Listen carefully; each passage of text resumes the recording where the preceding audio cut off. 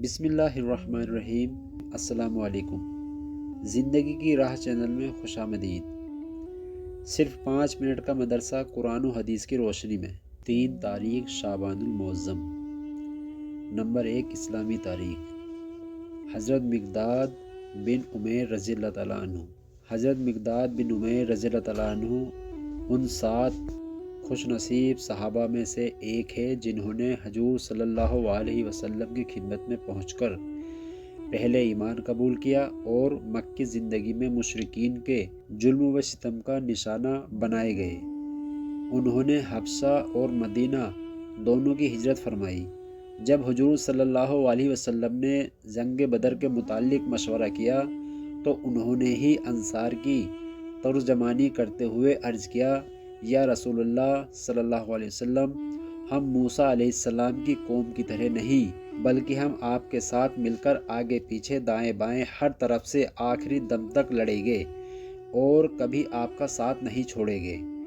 وہ گھڑ سواری، نیزہ بازی اور تیر اندازی میں کمال درجے کی مہارت رکھتے تھے۔ انہوں نے غزوہ بدر میں سوزیرہ پوش مشرکین کا بڑا بے زگری سے مقابلہ کر کے تہلکہ مچا دیا۔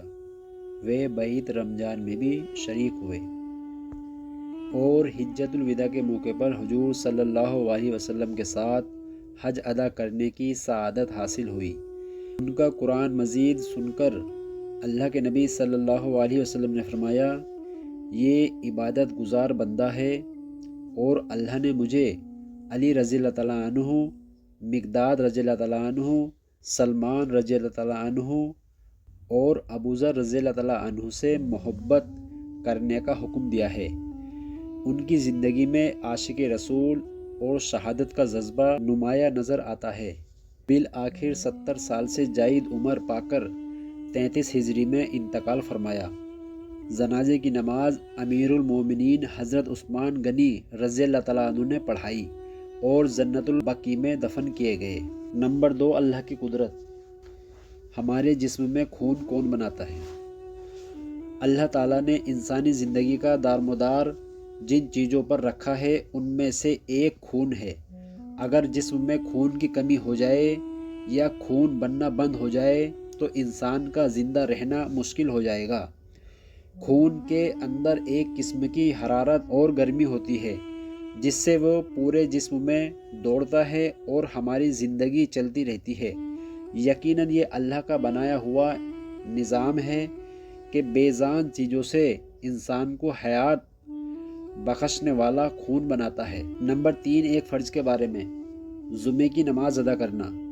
رسول اللہ صلی اللہ علیہ وسلم نے فرمایا، جمعے کی نماز جماعت کے ساتھ ادا کرنا ہر مسلمان پر لازم ہے مگر 4 لوگوں پر لازم نہیں۔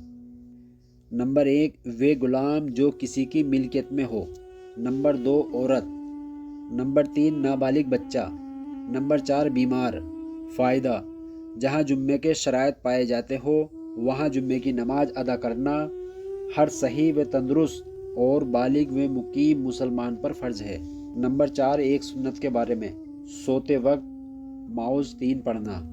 رسول اللہ صلی اللہ علیہ وسلم ہر رات جب بستر پر لیٹتے تھے تو دونوں ہاتھ کو دعا مانگنے کی طرح ملا کر سورہ اخلاص اور معوذ 3 یعنی قل اعوذ برب الفلق اور قل اعوذ برب الناس پڑھ کر ان پر دم فرماتے، پھر تمام بدن پر سر سے پاؤں تک جہاں جہاں ہاتھ جاتا ہاتھ پھیر لیا کرتے تھے۔ 3 مرتبہ اسی طرح کرتے تھے، سر سے ابتدا کرتے اور پھر منہ اور بدن کے اگلے حصے پر، پھر باقیہ بدن پر پھیرتے۔ نمبر 5 ایک اہم عمل کی فضیلت، اولاد کو ادب سکھانا۔ رسول اللہ صلی اللہ علیہ وسلم نے فرمایا، کسی شخص کا اپنی اولاد کو ادب سکھانا ایک سائے اناج یعنی تقریباً 3.5 کلو گیہوں صدقہ کرنے سے بہتر ہے۔ نمبر 6 گناہ کے بارے میں، مرد عورت کا ایک دوسرے کی نقل کرنا۔ رسول اللہ صلی اللہ علیہ وسلم نے ایسی عورت پر لعنت فرمائی جو مرد کی مشابہت اختیار کرتی ہے اور ایسے مرد پر لعنت فرمائی جو عورت کی مشابہت اختیار کرتا ہے۔ فائدہ: مرد کا عورت کی شکل و صورت اختیار کرنا اور عورت کا مرد کی شکل و صورت اختیار کرنا ناجائز اور حرام ہے۔ نمبر 7، دنیا کے بارے میں۔ دنیا اللہ کی نظر میں، رسول اللہ صلی اللہ علیہ وسلم نے فرمایا، اللہ تعالیٰ کے نزدیک اس کی مخلوق میں سے کوئی چیز دنیا سے زیادہ قابل نفرت نہیں، یعنی سب سے زیادہ نفرت دنیا سے ہے، اور اس نے جب سے اس کو پیدا کیا ہے کبھی بھی اس کی طرف توجہ سے نہیں دیکھا۔ نمبر 8، آخرت کے بارے میں۔ اعمال کو تولا جائے گا۔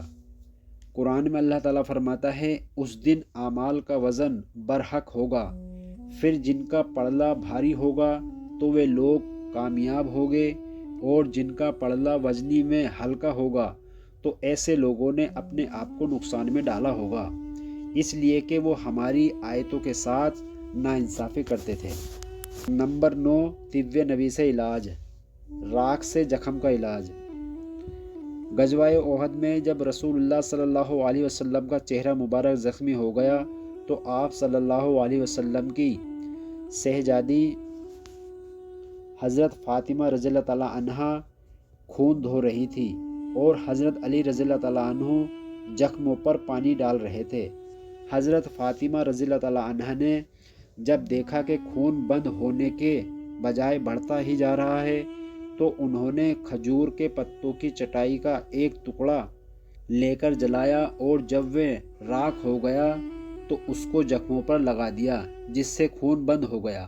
فائدہ: حکیموں نے لکھا ہے کہ ٹاٹ اور کھجور کی چٹائی کی راکھ بہتے ہوئے خون کو روکنے میں بہت مفید ہے۔ نمبر 10، قرآن کی نصیحت۔ قرآن میں اللہ تعالیٰ فرماتا ہے، تم اللہ کے راستے میں خرچ کرتے رہو اور خود کو اپنے ہاتھوں ہلاک میں نہ ڈالو، اور نیکی کرتے رہو، اللہ تعالیٰ نیکی کرنے والوں کو پسند کرتا ہے۔ اللہ تعالیٰ ہمیں ان سب باتوں پر عمل کرنے کی توفیق عطا فرمائے، آمین۔